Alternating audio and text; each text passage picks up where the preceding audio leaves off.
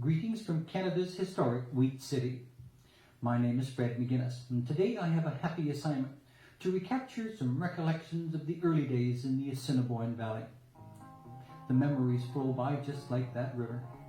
I can recall standing on the CPR tracks at 18th Street, looking at the Assiniboine Valley in flood. North End homes standing in awful isolation, surrounded by nothing but wind-whipped waves. I recall shivering by the side of the Prince Edward Hotel on Boxing Day, watching those famous dog races.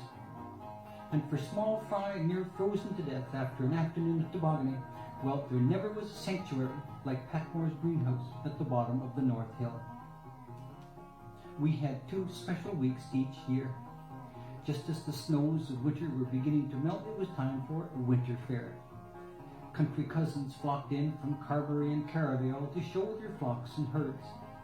One delicious afternoon that week, our school class would march from Earl Oxford School to the old Wheat City Arena just to savor those sights and sounds and smells. And just as the school year ended, it was summer fair time, and that brought Kids' Day with rides for a nickel. It brought to town strange visitors with elephants and camels. It brought a grandstand show that was our entertainment highlight for each year, and we heard names like Johnny J. Jones, Reuben and Cherry, Royal American. Memories beget more memories still. I can recall the excitement in our home on the day of the annual Sunday school picnic. This involved car rides all the way out to exotic Lake Clemente. In another season, we would walk all the way to so-called Lake Percy to skate on what we called rubber ice. And if you didn't get your feet wet, you weren't really daring.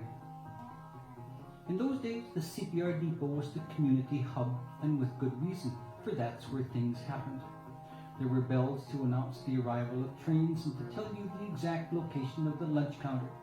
There was the hiss of steam, the distinctive smell of smoke, and milling crowds comprised of 100 reunions, equal parts of joy and tears.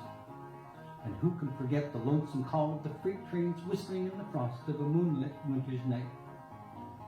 We young ones lived in a tiny world delineated by known metes and bounds. On the west it was the sand pits, Birchall's pasture and Sykes's slide. On the north it was the big hill. On the east it was the iron bridge and the ford. On the south it was the duck pond and exhibition park. Inside that world we made our own fun. We could swim at the 16th Street beach, take our red racer sleds to Fleming's Hill, ride the sleighs which brought home the ice harvest from the Assiniboine, and maybe, just maybe, if everyone could come up with a dime, we'd go to the capital on a Saturday afternoon to see still another segment of Riders of the Purple Sage. If one of us were really flash, well, we'd stop en route for a nickel's worth of an historic taste thrill, a bag of Bertrand's humbugs. You did a lot with a nickel in those days. Certainly down the years, Brandon has changed, both in shape and size, but there are still some identifiable characteristics which remain. It's still informal and close to the land, still friendly and open, still hospitable to former daughters, former sons who may return for a renewal of the spirit of the Wheat City.